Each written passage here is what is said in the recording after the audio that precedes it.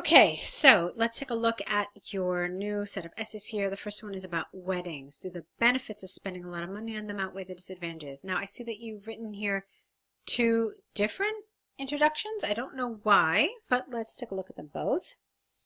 So, extravagant marriages. Now, I want you to be careful here. Marriage is something different than wedding. Marriage is the actual duration that a couple is bound by law together. That's what a marriage is. A wedding is the actual ceremony during which this union happens. So you're not talking about extravagant marriages. You're actually talking about extravagant weddings. So let's try it again. Extravagant weddings are becoming a status symbol for numerous people these days. In my view, drawbacks of this trend are far more severe than its advantages. This essay will use examples from different countries to demonstrate points and support arguments. All right. Other than that problem, nothing really problematic. It's fine. So let's see the other one. Experts throughout both the developing and developed world have debated whether it is a wise idea to spend huge sums of money on weddings or not. Some believe that advantages of big fat weddings are far more than intimate marriage parties. Personally, I disagree. No, I don't agree. I don't like this sentence very much. I'll tell you why in a minute. It says we'll discuss both sides using examples from different countries to demonstrate points and prove arguments. That sentence is fine, but the previous one is a problem. First of all, big fat weddings is absolutely inappropriate. It's informal. It doesn't belong in an academic essay, so you have to scratch that completely. Then there is a problem here where you needed a linker to show that you have contrasting ideas here. So, some believe that advantages of large, elaborate weddings are far more than intimate weddings. However, personally, I disagree. All right, that was what needed to happen. I also want to say that an intimate wedding can still be extremely expensive, okay? This is what I think a lot of people keep missing, that just because a wedding is small, it doesn't mean that it is not very expensive, okay? So if you're feeding your guests like $1,000 champagne and beluga caviar, it's still going to be a lot of money, okay? So again, I'm going to say this, that just because a wedding is small, it doesn't mean that it's not expensive.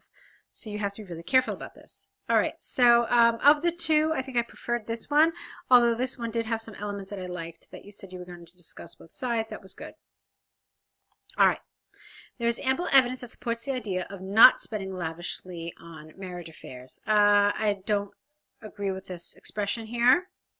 Wedding ceremonies would have been better, or wedding receptions would even be better. The central reason behind this is twofold. Firstly, lavish, again, marriage arrangements, no, can create a financial crisis for the families. This is because, no comma, for the sake of showing off, ing, people often exceed their budgets and lend themselves into never-ending debts. They lend themselves. No, they borrow. Lending yourself is something totally different. You want to say they borrow into never-ending debt without the S. For example, in India, people often spend their hard-earned money on their children's expensive weddings and face the consequences for their entire lives. Secondly, the stress of arranging big weddings can overtake the joy of that special day, as people consume most of their time attending to guests rather than enjoying the functions.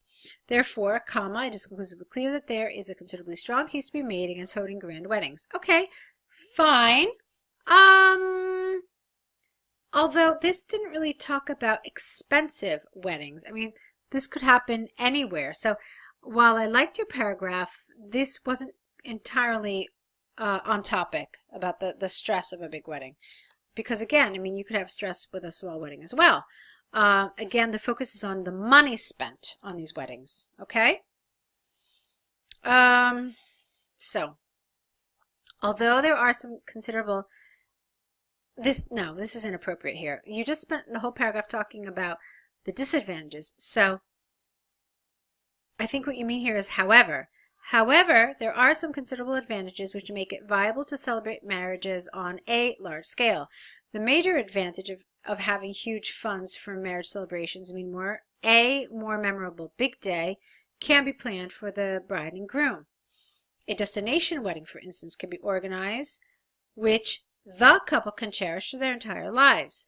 Secondly, expensive weddings make it possible to invite and celebrate this special occasion with numerous guests, which means a more entertaining party.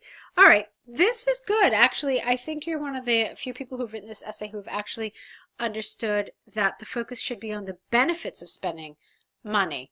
And you've done that. Unfortunately, you haven't really developed this. There was more to say here. There was more illustration. There was more embellishment. There was other things you should have added here. I felt like I wanted to hear more about this. So, where? Let's see. So I like this idea of a destination wedding, but you should have added again that something like this is costly, and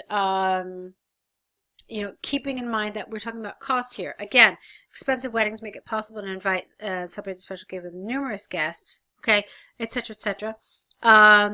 This cannot be accomplished with a wedding that has a small budget, as one of the things that first is limited is the number of guests. So you needed to just extend your answer just a little bit, and it would have been really, really, really, really good. Okay? And like I said, you're I think one of the few people who have written this essay who understood the concept of talking about the advantages of spending money. This is the part that most people miss. Okay. From the example, the arguments and examples given, I firmly believe that the disadvantages of lavish weddings are impossible to ignore and have lifelong consequences, such as paying debts and managing stress levels. Okay, so, okay, but you should have put this paragraph second, and you should have put this paragraph first, because this is the paragraph you support, right? So this should have come towards the end. We always put the side that we support closer to our conclusion, and we put the side that we don't support in the beginning. That's the order of paragraphs. So that's a problem too. This would affect your coherence and cohesion score. So essentially we've got some underdevelopment here in terms of task achievement. That would be affected, and then the order of the paragraphs is wrong, and that will affect your coherence and cohesion score. But there are some good points here. So you have to just make these changes. Let's take a look at what else you wrote. Okay, you're writing your cover letter. Let's see what you said. Dear Sir, Madam, I am writing to apply for the position of Technical Sales Engineer at New Era Technologies as advertised on your website career page. I have done no, you haven't. I have completed I have a Bachelor of Engineering from India, and also pursued a postgraduate diploma majoring in electronics from Careful, New Zealand, which makes me an ideal choice for this position. In addition, I believe in hard work, and I am a quick learner. To add on, well, you know what? There's so many other nice linking devices you could have used here to add on instead of to add on. How about additionally? The global presence and challenging environment of your firm fascinate me to work for it. That's awkward. So let's fix this entirely, shall we? I am fascinated by your company's global presence and challenging environment, which has compelled me to apply for this job. I have a proven record of working for 19 hours continuously. Wow. Which I would surely carry to your workplace. Okay, so you're showing me your energy and enthusiasm for the job. That's good. I can't imagine working 19 hours continuously, no matter how enthusiastic I am. But no, it's effective, so no problems there.